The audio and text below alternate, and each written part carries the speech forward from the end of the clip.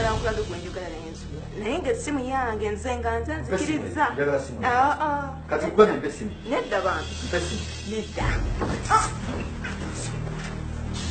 essimu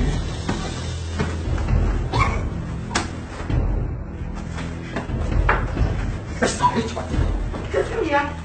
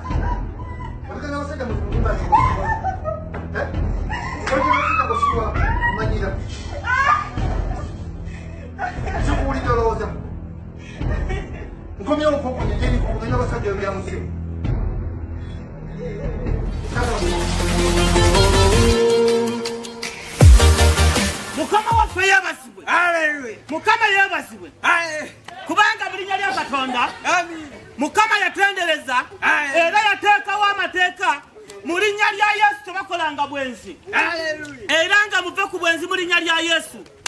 Pastor njagala ebikule sura 16 olunywa lw'omunaana onsomerawo mu linnya lya Yesu. Mukama waffe yagamba ebyawandiikibwa nti nno komaawo Mukama yagamba muve ku bwenzi mu linnya lya Yesu. Mukama Katonda nabo obwenzi bwemubanga mukola obwenzi ensi eyonoonese. Mukama Katonda yeebazibwe mu linnya lya Yesu muve ku bwenzi. Nange badde nkumisinga manya ono half London tamalako talina waaka baniza tamoka banaye obudde ku mutufuze nina waaka siringa abo naye banaye wanange omukwano muwani atannumbe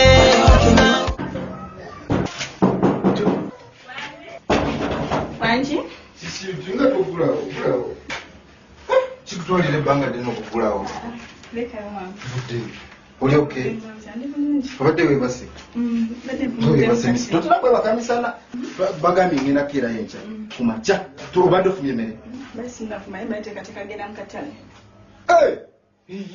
genda kikatize kinamu omuse genda mu katale gwe omukazi agenze mu katale era oba osobola ofuna kati time jangu essaawa ezo zigenda tumala sikukuganga gwe kiri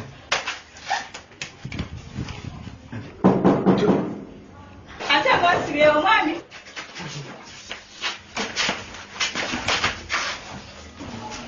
mwami lero kibitanga toggalawo nkomyewo ate ndange mbadde nkyakola mu pressure up okola ki wansi w'ekitanda gwokola ki wano wansi w'ekitanda ate mu katale ngoyambuye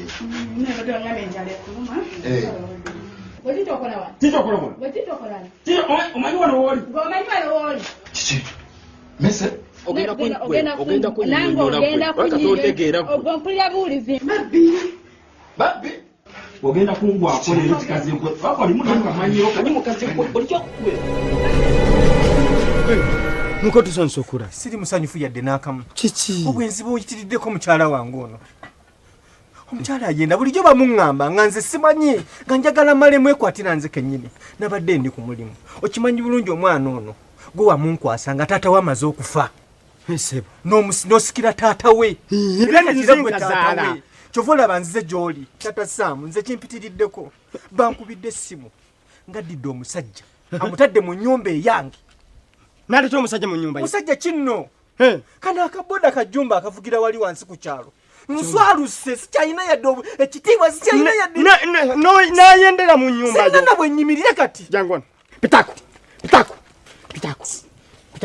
jangu gwe byayogedde bituufu eye taata bituufu solaba tasobola nakwegaanako oli muku magezi ogenda kunswaza pakadi Neba nange nze simanyi nakumanya.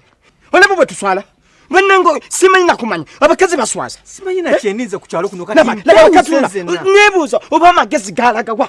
Kati lwa kiddala teyalinze wakiringa toliwo n'alyoka ayenda. Kale taata. Mucha. Ate abaana balala ng'asibala bafendi abawono ekabiginosi. Munnaye eno mwami sigwe weko wawulidde obirango. Mbadde ndi wano nga ne bakitaawe nabo babakimye nabo bafune ku busa. Ekiki kyogamba abaana bonna tebabadde baana bange biginosi ye mwana wange yekka.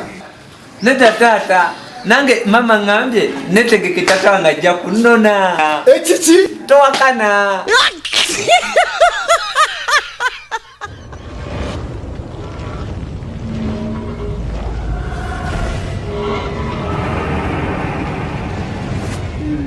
Konze ensonga atamenyeka kengende watatabiti atatabiti manyi nkwana nga ajja kumpa kakati nikwekujjewo bye bigere bino nga njagala okkirize mama biti ampe ku sepiki ye